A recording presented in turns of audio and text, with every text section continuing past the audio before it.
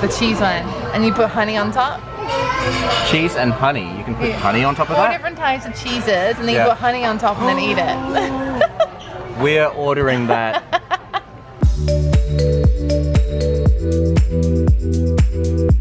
Hey, what's up guys? My name is Lin Nyunt, and today we are going to the Sakai Knife Festival. I am at Nakamozu Station. It is the furthest south I have ever been on the Mito-Suji line. This is the end of the subway line. Something pretty cool that Google Maps have started to do is they've got on here like a little pin showing where I need to go already because there's a festival on there.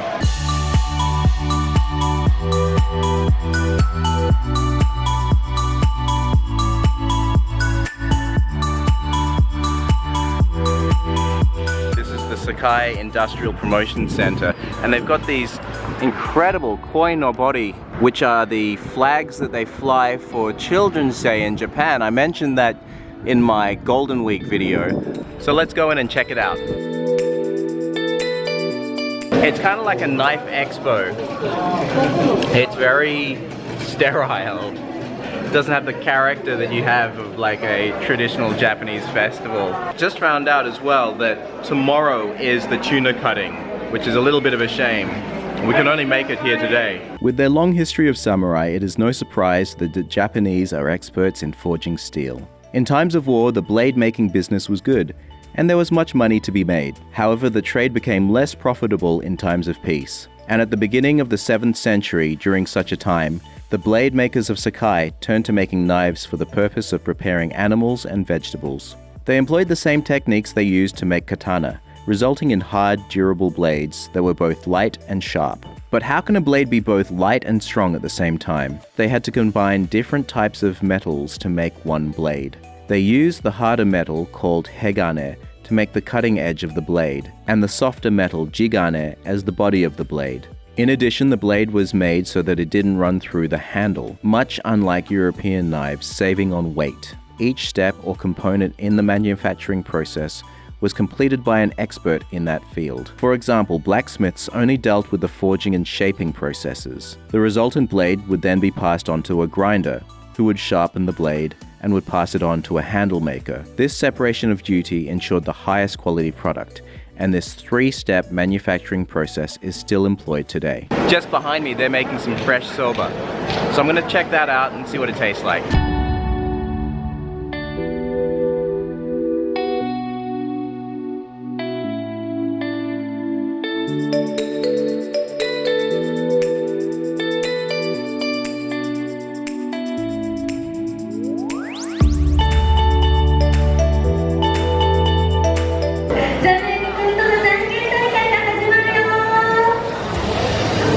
So this soba is freshly made just behind me. They're still going, damn it! Okay, there's a little gap there. We're right by the stage. So they've been doing things back and forth with presentations. So this soba here, freshly made just behind me. The buckwheat noodles are quite firm and they're really delicious. They come in a dashi broth. That's some white radish there, and some bonito and some spring onions. They're not the most filling of things, so we will get something else further down the line. Just behind me here, I believe they're putting on a new handle on the knife.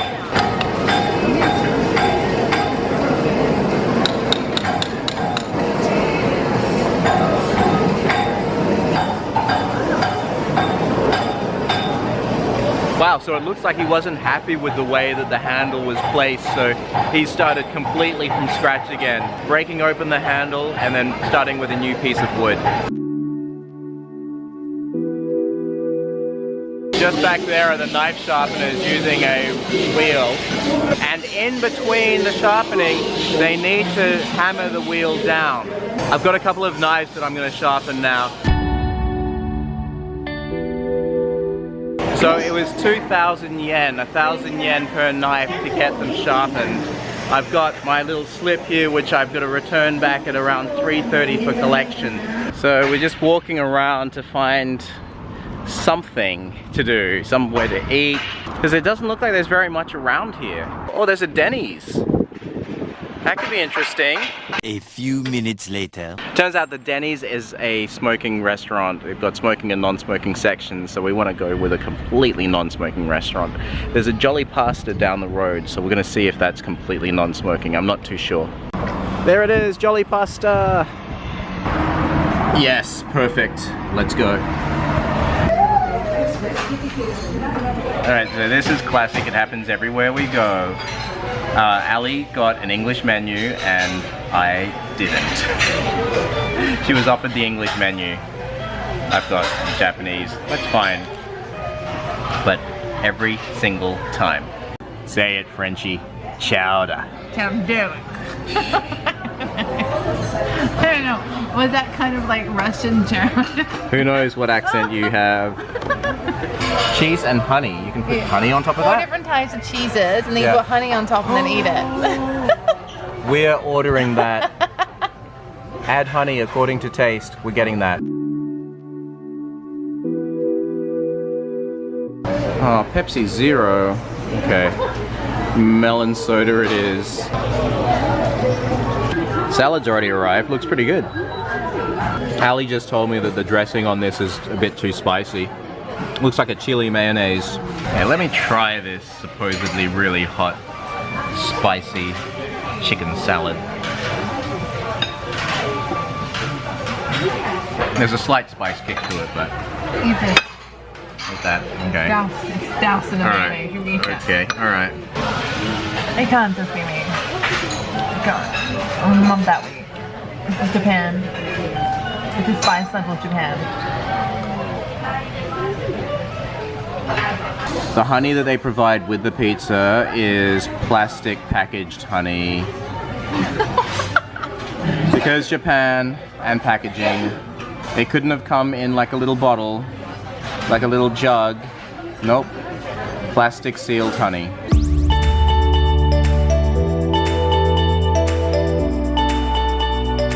That's not too bad. The pizza crust itself, it could be a little bit more cooked. I mean, it's not raw, but just a little bit more of a char on that crust would be nice. It's very blonde. Cheeses are pretty good. Gorgonzola. Pasta's arrived. That looks really good. It's mozzarella-y.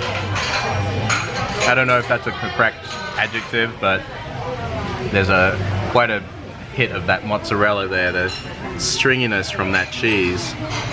It's not focusing, but yeah, that's nice. Right, so that was our first Japtalian experience on the vlog. Gonna go get our knives now, pick them up, and not quite sure what we're gonna do after that. Maybe we'll go back home.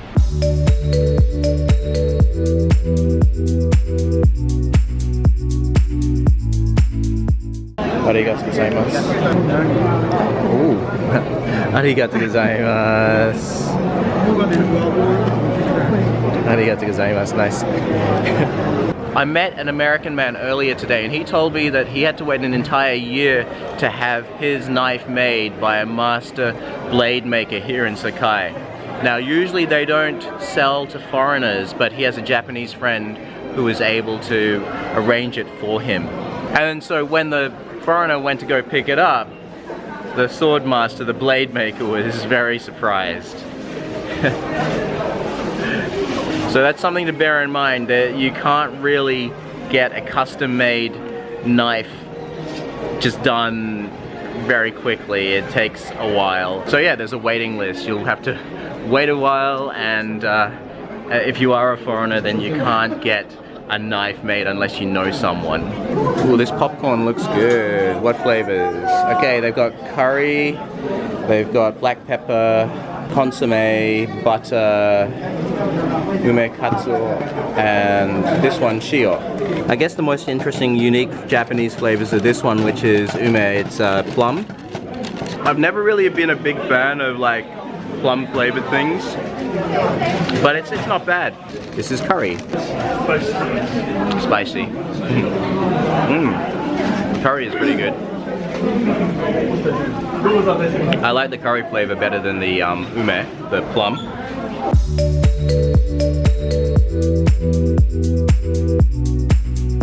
Seriously talented artists here. These are made from leaves. Kitty Tai. Here's the outline of this dragon.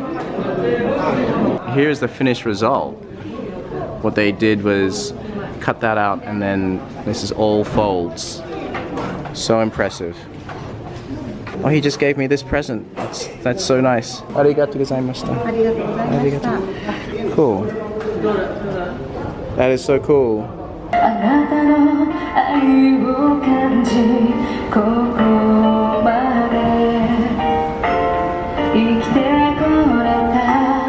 Now I'm going to catch the Nankai train from Nakazono Station. Nakazono? Nakazumi? What's the name of this station again? Nakatomi? That's the name of the tower from Die Hard. Nakamozu.